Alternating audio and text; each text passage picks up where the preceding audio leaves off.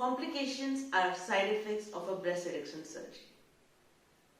Breast reduction surgery is a major surgery. Like any other surgery, it can be associated with certain complications which a patient has to be aware of before venturing into this surgery. So any surgery, we always explain to the patient there are set of complications associated with the anesthesia itself. Now, how do we reduce this risk of complication due to anesthesia, or how do we decide whether a patient is prone for it? A good checkup, the complete blood work, ECG, even if needed the physician consultation is done before we venture into breast reduction surgery. Now, coming to the risk or complication of the surgery itself. So the first complication I always tell the patient would be a scar, which is not a complication but a part and parcel of the surgery itself. Now the scarring, all of us want a good scar, but there are certain factors which will determine whether the patient will get a good or a bad scar.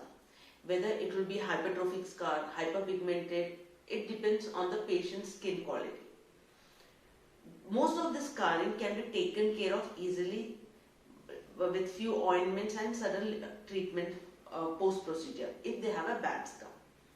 Now, the second complication or risk we always explain the chance of infection. One has to understand, since we are putting so much of cut, there can be a minor chance of infection. In most of the scenario, if infection happens, it can be dealt with a simple antibiotics.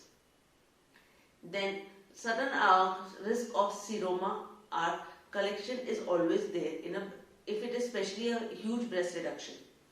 Now, I'm not using most of the cases any drains. So in such cases, there would be a chances of seroma or some blood collection. In most of the cases, I would say more than 99% of the cases, even if a seroma is formed, it doesn't cause any trouble. It just causes some amount of swelling which may last for a few weeks, and this gradually disappears. Now, the other complication or side effects can be the skin necrosis, what we call. Sometimes when it is a huge reduction, at the most tension areas, like we call the T-junctions, like where the areolar scar meets with the vertical scar, or the vertical scar meets the inframammary scar, there can be a chance of skin necrosis. Again, in case of skin necrosis, if it is just a small part, it normally heals with itself. It just may need a couple of more dressings. Now this is about skin. In all patients, there will be some amount of nipple sensation loss, especially it is temporary. So the first 1 or 2 months, there will be some amount of nipple sensation loss. In most of the cases, the sensation recovers in 3 to 6 months time. In a very small percentage of patients, it can be a permanent loss. Now, breastfeeding, whether the breastfeeding is affected. Definitely the quantity of breastfeeding or lactation is reduced in a breast reduction surgery.